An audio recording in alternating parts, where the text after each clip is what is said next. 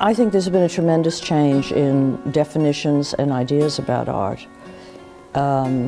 Increasingly, as different kinds of people have decided that, yes, they could be artists. So this means that we have all genders, we have all races, we have all languages. We're much more aware of what people in other cultures are doing. We've begun to consider Western art alongside art from other cultures instead of separating it off into different categories, you know, like North American art, Chinese art, Japanese art, art from Turkey, etc., etc. It's completely different now.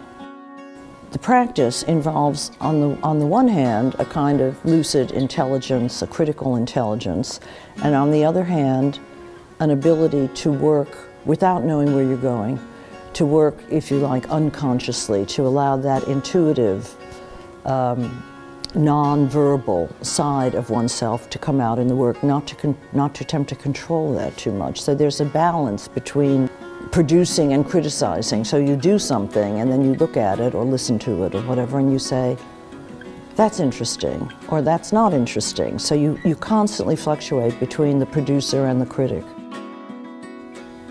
When I've done something that surprises me, that's something I feel good about.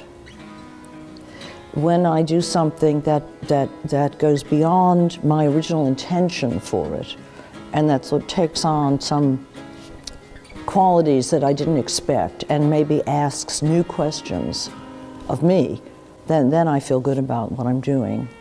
And I don't feel good about what I'm doing if it seems to me to not be going anywhere other than earlier work. Everybody loves art now, you know. The question of the position of visual art has shifted so much in the past 20 or 30 years. It's quite extraordinary. And most people aren't so afraid of art as they were at one time. And so they're able to give opinions, you know. So possibly the field of art criticism has kind of withered away.